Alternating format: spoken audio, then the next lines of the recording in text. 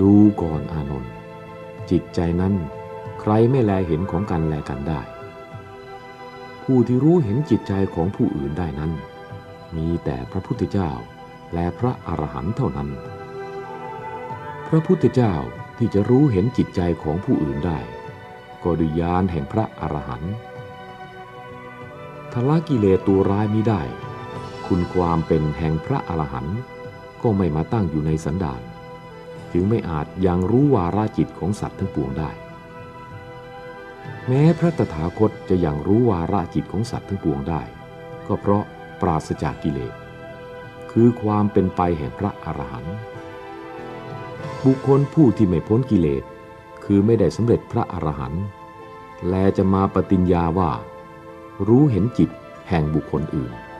จะควรเชื่อฟังได้ด้วยเหตุใดถึงแม้จะรู้ด้วยวิชาคุณอย่างอื่นรู้ด้วยสมาธิคุณเป็นต้นก็รู้ไปไม่ถึงไหน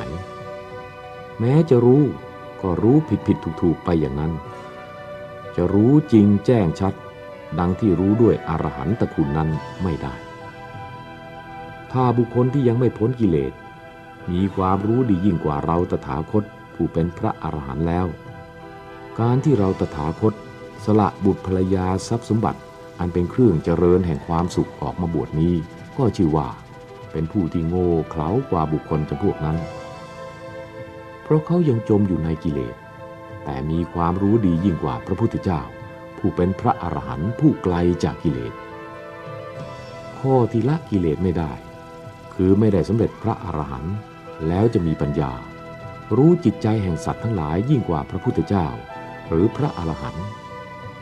หรือจะมีปัญญารู้เสมอกันนั้นไม่มีเลยผู้ที่ยังละกิเลสไม่ได้คือยังไม่ได้สำเร็จพระอรหันต์มากล่าวว่าตนรู้เห็นจิตใจของสัตว์ทั้งหลายนั้นกล่าวอวดเปล่าๆความรู้เพียงนั้นยังพ้นนรกไม่ได้ไม่ควรจะเชื่อถือถ้าใครเชื่อถือก็ชื่อว่าเป็นนอกพระศาสนาไม่ใช่ลูกศิษย์ของเราตถาคตแท้ที่จริงหากเอาศาสนธรรมอันวิเศษของเรานี้บังหน้าไว้สำหรับหลอกลวงโลกเท่านั้นบุคคลจำพวกนี้แม้จะทำบุญกุศลเท่าไรก็ไม่พ้นนรกแม้ผู้ที่มาเชื่อถือบุคคลจำพวกนี้ก็มีทุกขติเป็นไปในเบื้องหน้าเหมือนกันดูก่อนอานนท์บุคคลจำพวกที่อวดรู้อวดดีอย่างนี้แหละจะเป็นผู้เบียดเบียนศาสนาของเราให้เศร้าหมองเสื่อมทรามลงไปเมื่อเขาเกิดมาแล้วก็จะมาเบียดเบียนพระมหาเถระและสามเณรน้อยด้วยถ้อยคำอันไม่เจริญใจผู้มีปัญญาน้อยใจเบาก็จะพากันแตกตื่นศึกหาลาเพศออกจากศาสนา